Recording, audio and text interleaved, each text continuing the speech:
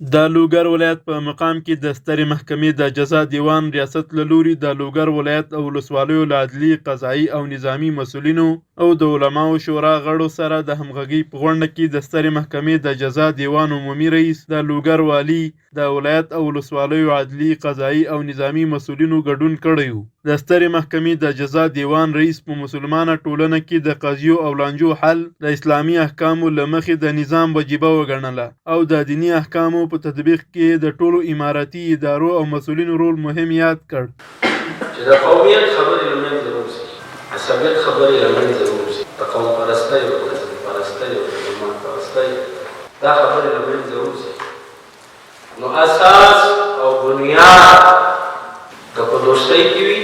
او که په دښمنۍ کې وي د اسلام هغه به څه وي؟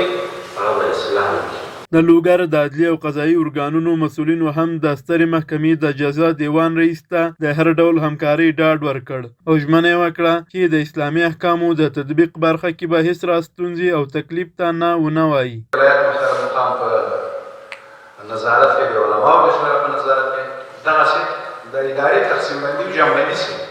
که مشکل وي که نه په دې رابطه باندې د علاقو د وظایفو په رابطه باندې بحث وشي، بیا عدلي او قضایي ادارې د امنیتي ادارو سره مجالس وکړي، بیا په کل کې دواړه د ولایت مقام سره چې بیا نو د مسایلو د احکامو د فیصلو د تطبیق مسایل وي، د تشریع مسایل وي، او د ټولو نه وروسته مثلا د علماو شورا سره په دې رابطه باندې بحث او مجلس او د هغوی لارښوونې او د هغوی ملاحظات واخیستل شي، نو به دا کښتۍ او دا ګڼې ډېره ښه روانې وي.